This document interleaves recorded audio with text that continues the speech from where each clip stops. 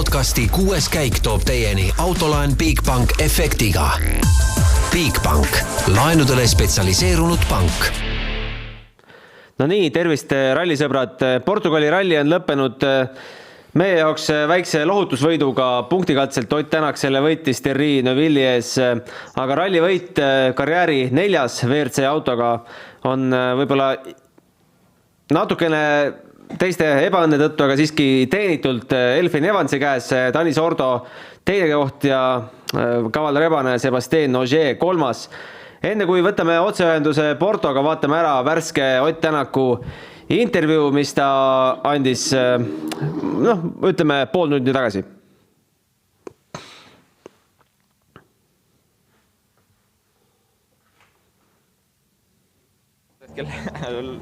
Lohutus või mitte, see ei ole oluline, ma arvan, tähtis on punktid, et nii meeskonna kui iseenda jaoks, et see oli vähim, mis võtta sai. Kui suur see risk oli, sa läksid täna ilma varurattata välja, et ikkagi see oli mitu kiirustust sõita, et oli see risk sinu enda silmis väga suur? Ei, riski ei olnud, et me ülejäänud katsed sõitsime lihtsalt läbi, et ainult punktikatse eesmärgil. Ega ta lõpuks väga suurt ei muuda midagi, eks ta on seal üht-teist annab võimalusi seadistuses muuta, aga see on tavaliselt midagi, mida testides ei proovita, et eks ta pigem oli risk sellega, et kas me saame auto sõitma või ei saa. Kui sa tervikuna vaatad seda rallit, et punktid jäid saamata, aga samas sa olid tegelikult selgelt kõige kiirem mees, et siit on ikkagi ütleme ka auto suhtes ja kruusatede mõttes nagu midagi positiivset kaasa võtta. No kindlasti jah, et eks positiivselt tuleb vaadata ja kaasa võtta, et eks nüüd Sardiinia on kohe tulemas ja eks see töö on olnud suht koht pikk ja keeruline, ma arvan, paljude inimeste jaoks, et auto kuidagi lihtsamalt sõitma saada ja tundub, et see hetkel hakkame lähedale jõudma, et see oleks kindlasti positiivne. Kas sa said nüüd selle siin kruusa peal nii hästi Portugalis jooksma, et 2 nädala pärast Sardiinias nagu ka enese tundib, on see hea, et sinna starti minna autot? No, Sardiinia on täiesti erinev ralli, et loodetavasti ta toimib seal, aga hetkel midagi öelda ei oska. Ütleme, see sama hea tunne, mis sul oli eile terve päeva tegelikult, see oli ka täna selle punktikatse peal, tundsid seda või ütleme, kõrvaltvahest see sõit oli küll suke agressiivne ja terav tegelikult. No nagu ma ütlesin, et me autoga läksime aga vähe agressiivsemalt välja, et proovisime kõiki asju õigesti teha ja ma usun, et see toimis, et see oli seda väärt, et kuna meil oli rehvidega ikkagi suht-koht keeruline, et me ei arvestanud, et me peame punktikatse võidu peale sõitma, pigem arvestasime kogu ralli jooksul, et me peame rallivõidu peale sõitma, et Neuville'il olid ikkagi tutikad rehvid ja meil olid pigem vanad kaltsud, et eks see olukord oli keerulisem selle võrra. Kas see eilne vahejuhtum, see oli ikkagi puhas tehniline probleem või oled sa ise nagu jälile saanud sellele? No eks me ikka oleme jälile saanud, aga see ei ole minu kommenteerida. No nii, ja Peep on endiselt seal samas miktsoonis. Peep, ütle tere, et oled elus. Ja, tervist, olen täiesti elus. Sa ootad sel hetkel Robert Virvest, kes ilmselt viimasele katsele ei stardigi. Räägi, mis seal koha peal teada on. Me teame, et Niki Maier Melnhof, Austria sõitja, on väga karmi katuse teinud ja helikopteriga on sealt keegi lausa ära viidud. Mis koha peal teada on? 2 inimest lausa viidud. Ja, ega siin rohkem midagi teada ei ole, kuna ma tulin juba selleks ajaks ja mikssooni ära nii-öelda Otti ootama, et ma seda õnnetust ennast ei näinud, olen näinud mingit pilti ainult, et saan aru, et tee on seal blokeeritud ja ega nagu rallidel kombeks, Urmas võib vist ka seda ütelda, et ega siin kuulujutte väga ei levitata, et siin, kui me nagu uurisime, et mis nagu toimunud on, siis tegid ka siin Miksoni töötajad nii-öelda suuri silmi, et oi, et näe, me ei teadnudki midagi, et see asi juhtus üldse.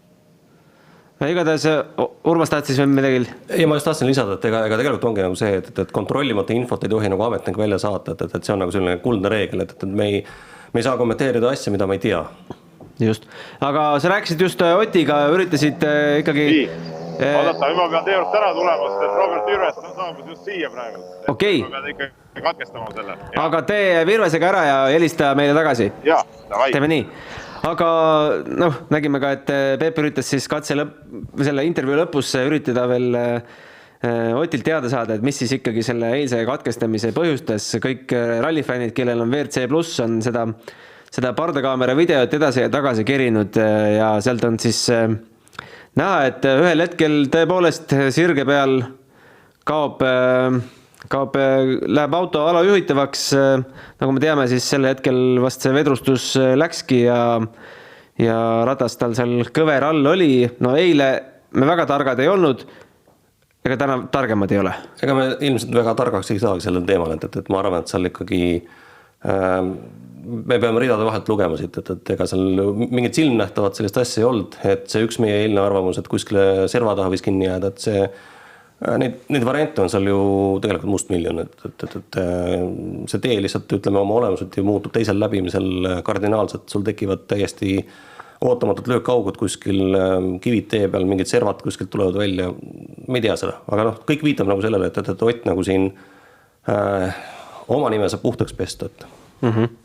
Et näha oligi, et mingi löökauk ja pärast sellest läbiminemist väike vandesõna sealt üle huulte tuli, siis autos küsiti veel, Martin vist küsis, et kas õõts läks või mis seal läks, siis ega nad kohe isegi vast aru ei saanud, mis seal läks ja siis noh, igatahes fakt on see, et Otilt koha eest punkte ei tulnud, küll aga katsevõit, väga võimas katsevõit, nagu ta veel ütles, et Neville oli praktiliselt uute rehvidega, temal olid all vanad kaltsud.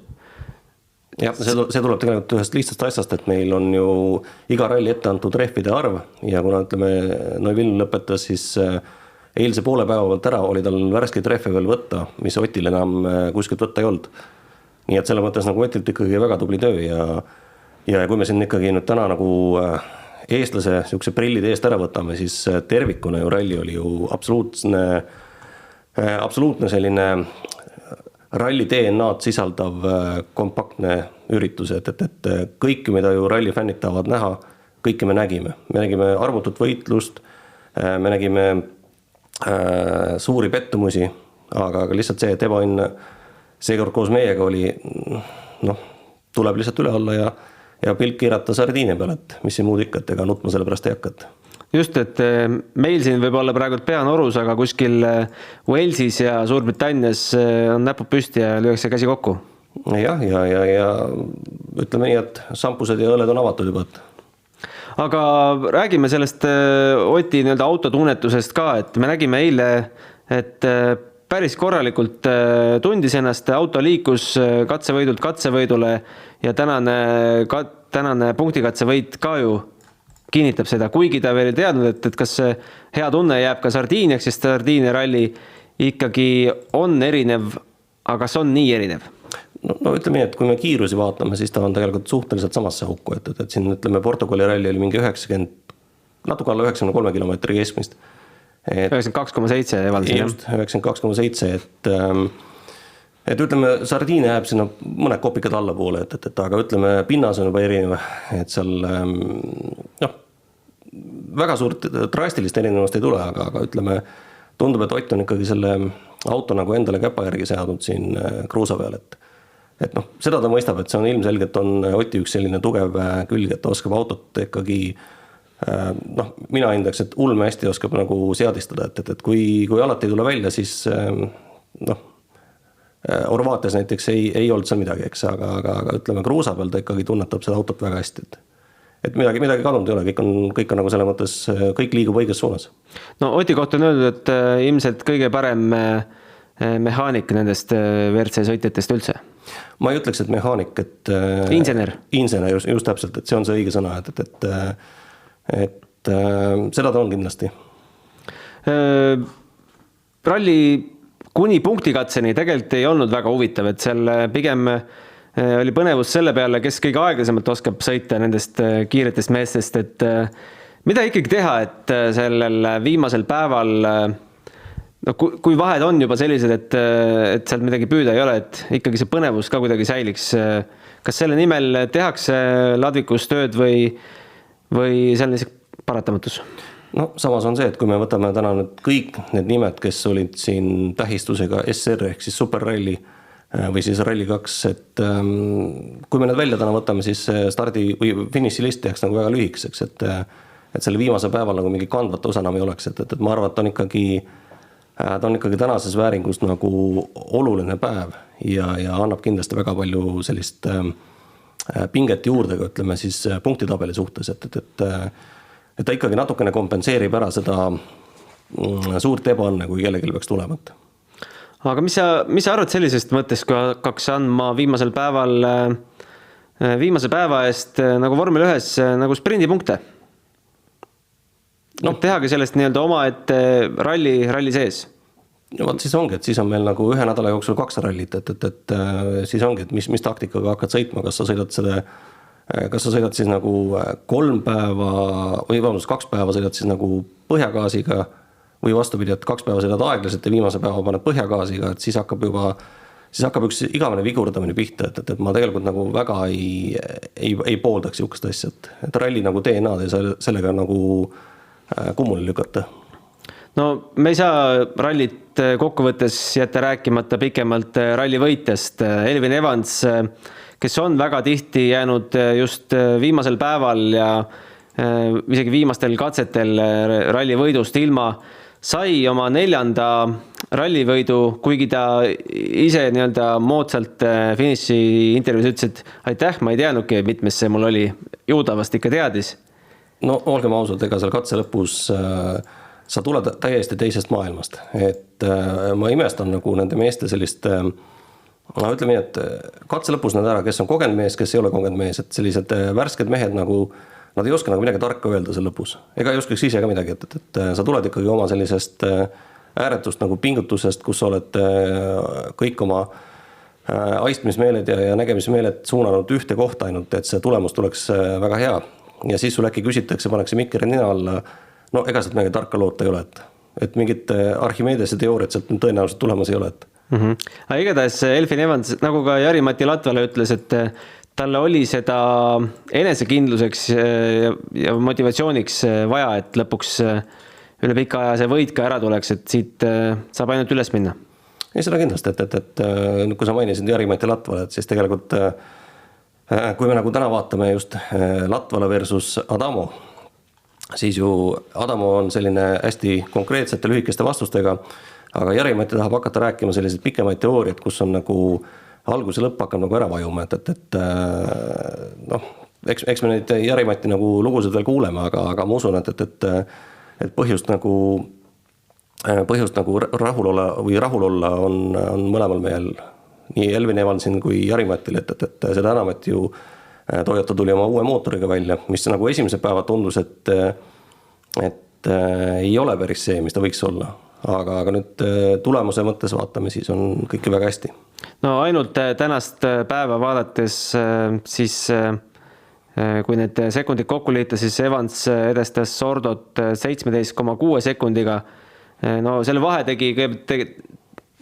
otsustas tegelikult selle ralli ikkagi päeva esimesel katsel ära, kus tal oli 10 sekundit vahet ja pärast seda katset oli juba 20, aga sõitis nii, et võib-olla nii palju poleks vaja olnudki suruda, aga tundus, et mugav hoog on sees, miks siis maha võtta, eks? No jälle on selline asi, et no ütleme, et ta on ikkagi, kui sa hakkad sellest legendist, oma nagu igapäevasest kiiruslegendist hakkad allapoole sõitma mingid X%, siis see legend on lihtsalt tööle ei hakka, et sa pead ikkagi sellises mugavast tsoonis selle kiiruse ja tempoga jätkama. Aga me saime vahepeal kõrva teate, et Peep olevat ka tagasi liinil. Vastab see tõele ka? Nii on. Vastab tõele. Ma kuulsin ka viimast Urmase juttu, et tegelikult põhimõtteliselt on muidugi Urmasel õigus, ta teab väga hästi, millest ta räägib, aga nagu tänane päev ju näitas, ütleme seal punktikatseks valmistudes, me ikka mõned mehed sõitsid ka täiesti tänavasõidu tempos, et ka Ott sõitis väga rahulikult, nagu ta ka intervjuus ütles. Et tegelikult, kui nagu üldse midagi alul ei ole, siis sa võid sõita ka, ütleme, legendist kõvasti aeglasemalt. No just, aga me võtsime tegelikult Evansit kokku, et kas Evans pingutas natuke rohkem, kui täna oleks vaja olnud? Ei, seda ma ei usu, miks ta rohkem, eks ta üritas oma rütmi hoida ja kohe selle hommikuga tal õnnestus see vahe vahe sisuliselt paika panna, et pärast selles suhtes on Urmas muidugi õigus, et eks ta sõitis omas rütmis ja nii nagu ta kõige mugavam oli parajasti. Otist jäime pooleli enne, kui sa ära kadusid, et tundus, et Ott sai auto toimima, aga kas see auto toimib ka Sardiinia teedel, sellest ta nii väga kindel ei olnud? No jah, ta ju rõhutas intervjuus ka, mida te siin kõik nüüd kuulsite ilmselt, et Sardiinia ralli on ikkagi jälle teistsugune ralli kui siin Portugalis, kuigi ütleme kruus ja kivid ja see kõik on nagu sarnane, aga need teepinnased asjad on teistmoodi. Et ta loodab, et mingit kasu sellest ikkagi saab, aga jah, et päris üks-ühele seda kõik üle kanda ei saa. Aga tegelikult tervikuna see oli ikkagi väga positiivne märk, et ta sai selle auto kiireks ja mis kõige tähtsam, et esimest korda siis pooleteist aasta jooksul ta tunnistas, et ta nautis selle autoga sõitmist, et see on ikkagi tervikuna, kuigi ta vahepeal on ju võitnud ka rallit selle autoga, siis seda nautimisjuttu pole varem olnud, et see on nagu päris pikk ja oluline samm edasi. No Ott viskas ajakirjanikele 2 korda täna kinnast, hommikul ütles All Live'il, et see on teie välja uurida, mis siis tegelikult juhtus ja täna ütles siis ka, et sulle, et ei saa kommenteerida. Mis sa nüüd selle infoga peale hakkad? Võtad Adamol ka veel sabas kinni või lepimegi sellega, et me ei saagi selle teada? No ega siin meil ei ole midagi sellega peale hakata, et see ongi nii, et kui tiim tahab, siis ta ükskord selle avalikustab, kui ei taha, siis ei avalikusta ja nii see jääbki, et ega nüüd Tänak selles suhtes mingit nalja ei teinud, et ma nüüd nalja pärast teile ei ütle, et just seal ikka mingid kokkulepped on, et sellest ei räägita ja nii ongi. No ma arvan, et me kuuleme seda 25 aasta pärast, kui Ott oma eluloo biograafia avaldab, et siis äkki kuuleme sellest midagi. No siis võib kindlasti juba rääkida, et siin riigisaladus sellele ei laiene, ma arvan. Ja see juurdepääsu keeld on juba läbi. Teine koht, Tani Sordo ei läinud täna ikkagi ründama esimese katsega, pani Evans ta korralikult paika, näitas, kes tegelikult nüüd peremees on ja siis võttis Sordoga natukene hoogu maha. No Sordo sõitis minu arust ikkagi hästi ja mõistlikult ja teine koht oli tegelikult ju tiimile ka hädavajalik, kuigi eile õhtu oli siin see info käis läbi, et Sordo nagu on luba suruda, aga ma arvan, tervikuna ikkagi need kindlad teise koha punktid olid tiimil väga olulised, sest tiimide arvestusest Toyota on juba suhteliselt pikalt eest ära, et siin nagu midagi veel rohkem ära anda oleks olnud juba täielik katastroof. No võt siin selle Sordo nagu loa kohta, et ta oleks võinud nagu suruma hakata, ma natukene ikkagi kahtlen selles, et küll see üks jutt, nagu mis on ajakirjanik ees, aga teine jutt on nagu reaalsus ikkagi, et punktid on vaja koju tuua ikkagi Hyundai'l, et see häda oleks nagu väga suur olnud, kui see Sordo oleks ka kuskil ennast ära käkkinud veel, et seda enam, et ta on ju uus kaardlugeja, et see kõik on väga lihtne, et see on üks väike murdosa sekund ja midagi on kuskil natukene sassis ja minek ka kohe. Peep, kuidas sa aru said, kas mulle tundus ridade vahelt ühe Katsuta katselõpu intervjuust, et kui küsiti, et kas 4. koht oli siis enam-vähem maksimum, siis ta ütles, et jah, et see on paratamatus, et me ei ole veel poodiumiks valmis. Kas öeldi Takale, et tõmba natuke tagasi ära, Ogier 3. kohta hakka rikkuma? No ma arvan, et kui niimoodi öeldi, siis see oli väga mõistlikult öeldud, sest et seegi see, et Katsuta ju hooaja kokkuvõttes suurt mängu ei mängi, Ogier ja Evans on need, kes võitavad maailmameistritiitli pärast, et sealt hakata neid ohustama, selle õpipoisi poolt, et sellel ei ole nagu mitte mingit loogikat tegelikult, et kui siuke käsk anti, siis see oli igati mõistlik käsk. Mis sa, Urmas, arvad sellest? No, eks ta siuke loogiline tundub, et Katsutal on täna ikkagi vaja neid finišeid rohkem saada, et küll me seda nagu graafikut ülespoole tõusumas näeme, et seal nagu midagi midagi seal vaikselt all juba susiseb, et tundub, et selline aasta-poolteist veel ja siis me hakkame rääkima Katsutast kui poodiumi nõudlejast. Peep, mis Virves rääkis? No Virves räägib esiteks nii vaikselt, et ega väga hästi ei kuulnud ausalt, mida ta vastas. Et seda ma pean pärast ise ka nagu selle video pealt, mis ma nüüd peale meie saate lõppu Tallinnasse ära saadan, pean üle kuulama. Aga nii palju, kui ma aru sain, siin on see vahe lihtsalt, et ma võin teile näidata, siin on see Mixonia sõitjad on seal kaugemal, kus on see mikrofon näha. praegu üks sõitjad enam pole, et Virves ja oligi just viimane, kes siia toodi meie pärast. Et nii palju, kui ma aru sain, siis selle autoga ikkagi oligi ikka suhteliselt keeruline sõita ja seal valitigi ikkagi suhteliselt mõistlik tempo, et lõpuni tulla. Ta rõhutas ka, et kõik, kes hakkasid selle Junior WRC autoga kiiresti sõitma, et kõigil neil mingid probleemid tekkisid, et Läti poiss oli sisuliselt üks vähesid, kes suutis tegelikult suuri probleeme vältida, kuigi tal oli ka seal, ütleme, häda oli õhus hüüdmas, aga õnnestus ikkagi sellest tervena lõpuni jõuda. Et see on väga raske, ütleme, ta rõhutas ka seda varasemalt ju, et selle autoga siin rallit sõita on ikka väga keeruline. Aga hindas ta oma seda poodiumi kohta kõrgelt? No ta on korra selle koha peal ju olnud, see mäletame Rally Estonial oli täpselt sama seis. Ma küsisin ta käest, et kuidas praegu selle juunioride hooaja kokkuvõttes hindad oma seisu, siis ta ütles, et see seis võiks olla ju tegelikult parem, aga siin otseselt midagi kadunud ei ole ja nagu siin on ka räägitud varem, et eks esimene aasta on ikkagi selline õpipoisi aasta tema jaoks ka. See on ikka hoopis midagi muud kui siin Saaremaa või Rakvere rallit sõita. Mingid tähelepanekuid veel, mis hinge peal on WRC arvestuses seal koha pealt? Ega sa täna katse peale käinud vist? Ei, täna ei olnud siin variante kuhugi minnes, siis poleks jõudnud nii-öelda tööaegadeks tagasi ja hommiku mul oli veel koroonaproovi andmine ka kellaajaliselt kell 10, et seda varianti täna ei olnud. Ei, mis siin hinge peal ikka on, tead, oli ju väga vägev ralli, et mulle sellised rallid meeldivad, kus ütleme, sellised ootamatusi tuleb nagu palju ette. Okei, ma saan aru, et võib-olla kõik ei sõltu alati puhtast sõidust sellistel rallidel, aga ütleme, see ootamatuse moment teeb selle võistluse igatahes nagu põnevaks ja minu arust oli selles suhtes see Portugali ralli oli nagu väga ralli, et siin nagu juhtus ju pidevalt midagi. Peep, mul on sulle ka üks küsimus seoses ütleme Portugali ralliga, et natuke ajalugu või ütleme sellist tausta natuke lahti tehes. Portugali ralli on FIA ehk siis Rahvusvahelise Autospordiliidu jaoks üks selline musterralli, et seal on kõik väga hästi korraldatud riiklikul tasemel, politsei ju turvab rallit, et kuidas sinu nägemus nagu seal ütleme tänaste nagu selliste kogemuste ja nägemuste osas on, et kui palju ta nüüd siis ütleme, kui palju ta erineb näiteks muudest rallidest, et kas on tunda, et see Portugali ralli on nagu ütleme veks kõrgemal või vaks kõrgemal?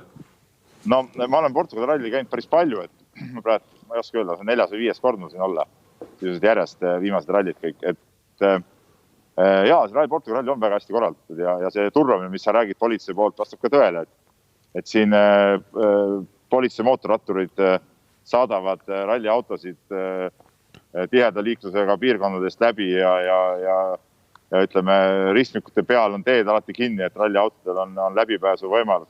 Teadupärast see lõunamaa liiklus on nii kui ta on ja siin tekivad ka kiirteede peal ummikud, et selles suhtes on kõik väga hästi siin tehtud küll.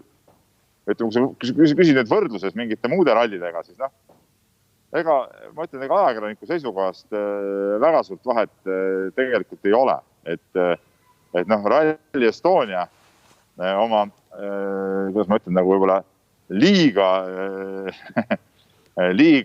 tõsiselt võetud, ütleme, korraldusega natuke eristub, aga see täpselt sama asi oli ka omal ajal murdmaasuusatamise maailmakarikaetappid oli, kui Otepääl korraldati murdmaakarikaetappi nii nagu mujal maailmas tehakse MM-i, siis mujal maailmas mäletan väga hästi, kui sõber Jaan Martinsoniga läksime üksteist Sloveeniasse MK-etapile ja see oli nagu mingi suvaline külavõistlus, kuskil keset põldu oli paar aeda ja see oligi nii-öelda suusastaadion ja polnud seal mingid piirangud ega asju, aga ütleme, Eestis on alati selle korraldamise peale nagu hirmus aur pandud, et võib-olla see ei ole alati mõistlik, aga sellega me jälle eristume, nii et ega midagi hukka mõista ka ei saa. Sul on võimalus, Urmas, kiire vastulause? Mis on ikka vastulauset öelda, et ega kõik on õige, et kui me tahame väikses riigis suurt asja teha, siis me peame pingutama, et me sellise pooliku Sloveenia põlluga meie hakkama ei saa, et see on selge. Peep, enne kui sinu linni pealt ära laseme, kui sa nüüd peaksid kohe uttu tõmbama ja su proov osutub positiivseks, siis mis sinuga juhtub? No ma ei tea, ma ei saagi enam kuhugi tõmmata, kui ma saan proovi vastuse kätte, mul lennuk läheb hommikul kell 5, et ma ega rõhutasin ka, et seda vastust on igal ennem nagu tarvis, et lubati, et see õhtul tuleb.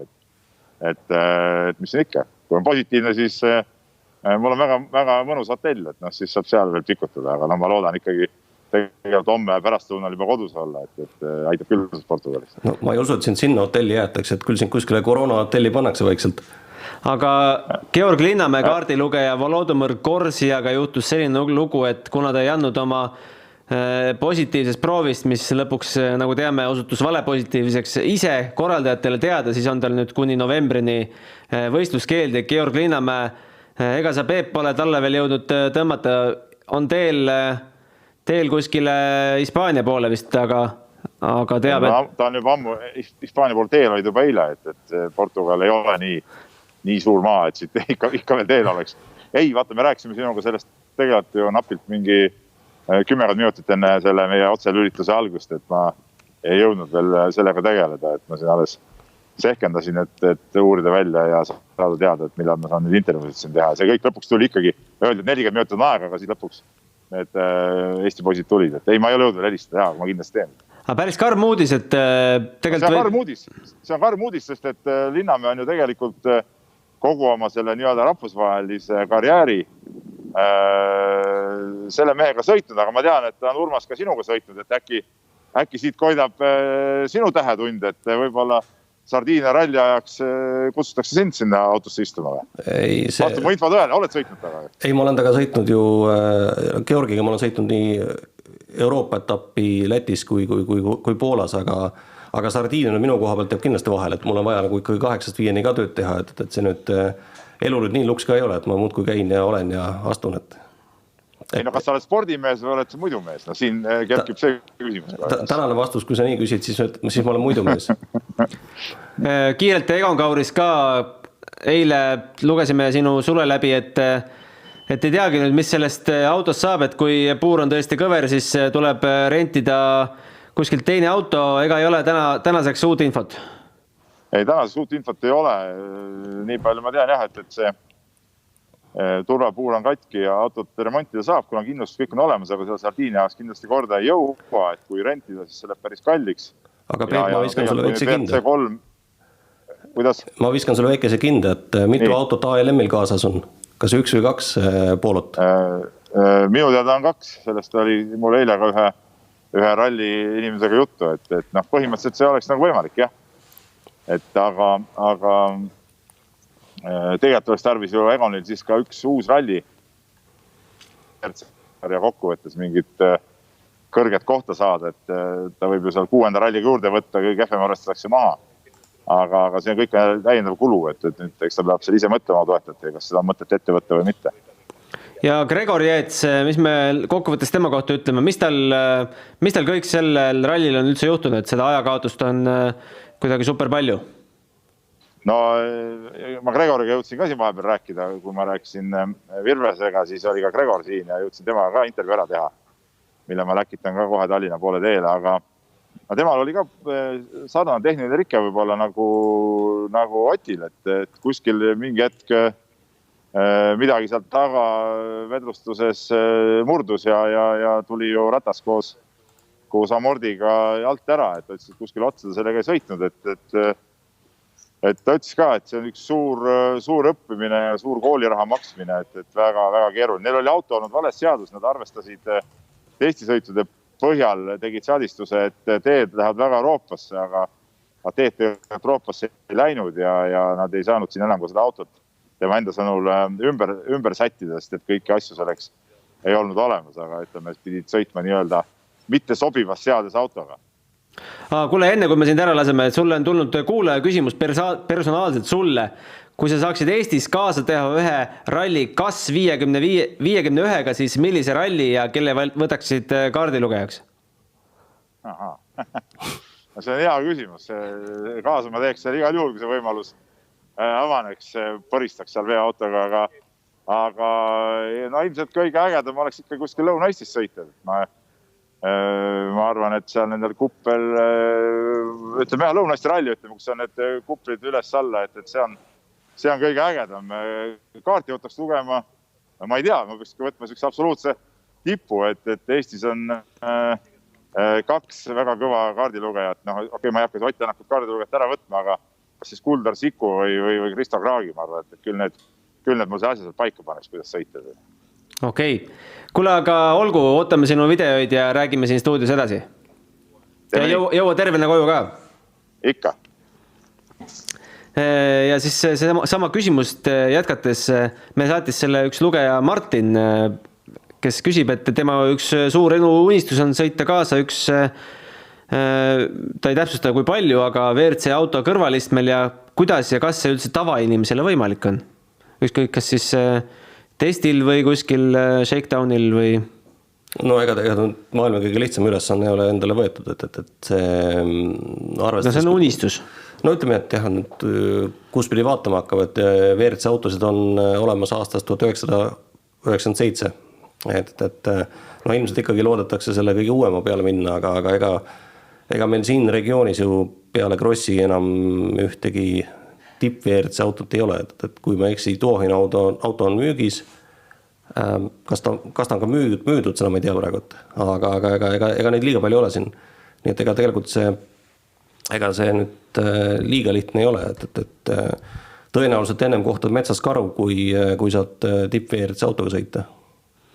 Aga Portugali juurde tulles, kuidas sina üldse jälgid WRC rallisid? Oled sa hommikust hiliste õhtutundideni ninapidi arvutis, vaatad sa mobiilist, kui sa vaatad, kus sa vaatad? Üldjuhul ikkagi, ütleme, see WRC all-live ikkagi taga tiksub, aga ma ei ole selline padujälgija. Telefonis või arvutis? Arvutis. Aga ütleme nii, et selline padujälgija ma ei ole, et ma pigem nagu lasen pärast silmadega üle, ma jälgin kähku statistilise poole üle, et mis on toimunud, kus on toimunud, kui palju. Vaatan, ütleme, jälle selline natuke teiste huvi on mul, et ma jälgin just nii võistlusjuhi kui žürii nagu otsuseid, dokumente, mille põhjal mingi otsus on tehtud, mis on põhjendus. Et ma vaatan nagu ikkagi rohkem sellist tehnilist poolt, et ma päris selle live-pilti nüüd pidevalt ei jälgi, et see on selline pigem harukordne kui süsteemne. No neid otsuseid on tulnud päris kõvasti juba, mis sa, me ise pole võib-olla kõiki läbi lapanud, et mis sa tooksid võib-olla markantsematest näidetest välja? No võtame selle sama, kas või Corsi ja siis see 6-kuuline keeld, et see nagu ma ei tea, et oleks all mingisugust analoogset otsust täna. Et see 6 kuud nagu, no ma ei tea, eks nüüd tulebki nagu vaadata, et eks seal ALM tiimil tuleb ka vaadata, et millele on see täpselt püsti pandud, mis punktidele, mis pügalatele, et kui palju seal nüüd ütleme võimalik ka veel midagi apelleerima hakata, aga tundub küll natukene selline ülepingutatud teema, aga samas ma saan aru, et see on ikkagi täna nagu ülemaailmse kriisi nagu üks põhisüüdlane, ehk siis see COVID ümber käib ja sellesse suhtutakse FIA tasemel väga rangelt, et ühtepidi justkui tundub jah, et kõik oleks nagu õige, aga teistpidi on see, et mille alusel just 6 kuud, et miks mitte 2 kuud, miks mitte 3 kuud, et lihtsalt nagu tahaks nagu seda otsuse nagu sukast nagu tausta rohkem teada, aga ma usun, et küll me seda ka teada saame, et ega ju Corsi ei olnud ainuke, et mul on hästi raske nagu Corsi, et nagu öelda kogu aeg Corsi, sest me omavahel alati räägime, et hüüdime on Smurf, et me oleme nagu rohkem nagu Smurfi teemaga kursis, aga ütleme siin teine otsus on ju Ole Kristjan Veibi kaardlugeja Jonas Andersson, kui me eksi, kas tal oli 3-kuuline keeld vist. Ja sama teema, et COVID-i test, ma ei mäleta, kas temal oli negatiivne või positiivne, igal juhul ta lahkus Portugalist ilma ette hoiatamata, ilma informeerimata ja otsus on kohe laua peal, et nalja sellega ei tehta. Nii on, eks siis paistab, läheb apelleerimiseks või ei lähe. Aga meile veel eetriväliselt pärast rääkisime nendest, siis oli veel üks pilt sellest, kuidas seal keegi kuristiku all pildistas, üritas parimaid kaadreid saada. Tänast pilti, mis ringema läinud on Prokopi läbi, kus seal sisekurvis näidati paljaid tagumikke, oled ka vast näinud? Jah, jooksis kuskilt läbi küll, Mis nende juhtumitega tehakse ja mis nendega teha saab?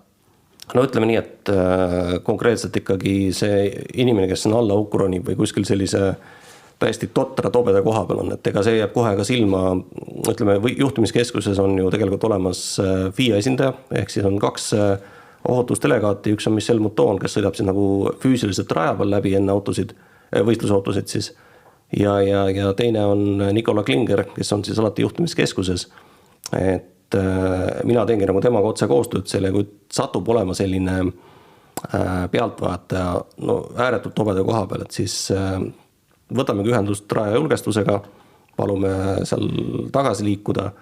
Teisipidi on see, et täna kõik need resolutsioonid, mis on seal autodest ja helikopterist tulemas, ütleme, et videopilt on väga tuvastatav, et selle saab väga kergelt nagu ära tuvastada hiljem, et kes see selline isik nagu oli, et kui ta kriminaalselt nagu halb ei olnud, siis ütleme nii, et ma arvan, et ta sai oma kuulsuse sotsiaalmeedias kätte, aga ütleme, kui ta hakkab seal juba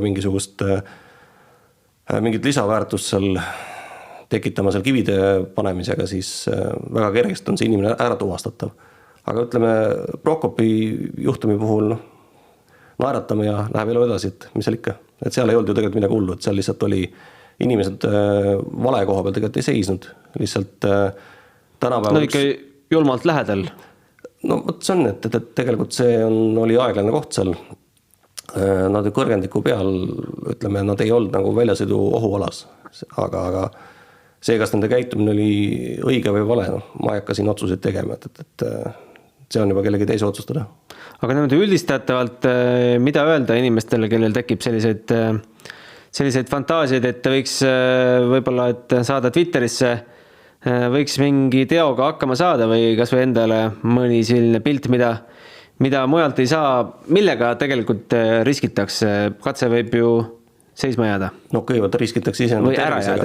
Jah, et kõigepealt riskitakse ikkagi iseenda tervisega, et see WRC auto alt, kus on mingi kivi peaks tulema kulmu pihta korralik verejooks, see tähendab automaatselt seda, et sul on kiirabi vaja.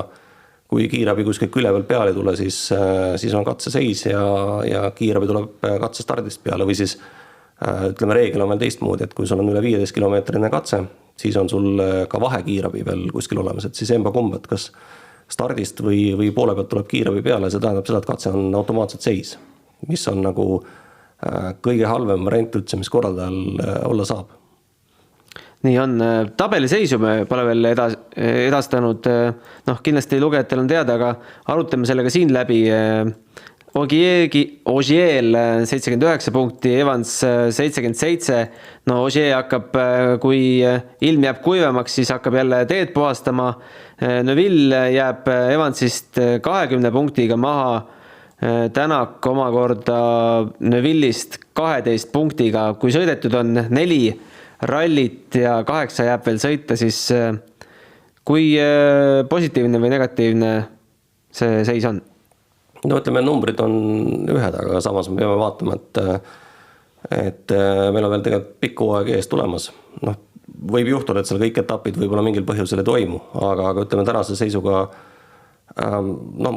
isiklikult mul on ainuke küsimärk Soome koha peal, et see liigutus sinna sügisesse, et kas nad teevad selle ajal ka ära, aga muus osas on ju terve pikk hooaeg ees, et ei erineda kuigi palju aastast 2019, et ikkagi, või 2018, vabandust, et kõik on veel võimalik. Kas Sardiinia on autodele ja rehvidele sama ettearvamatu kui Portugal või grammi võrra leebem? See sõltub jälle kõik ilmastikust, et kui on kuiv, ega siis ta on võrdlemisi sama, et ainuke asi on see, et ütleme, Sardiinias on meil lihtsalt natukene sellist,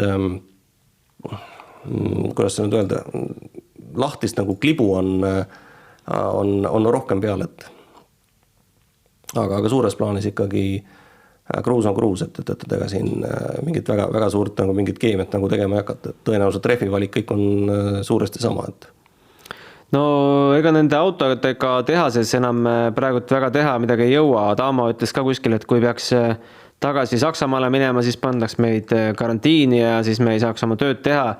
Mida sa arvad, et ekipaažid ja autod ja tiimid nende 2 ralli vahel üldse teevad?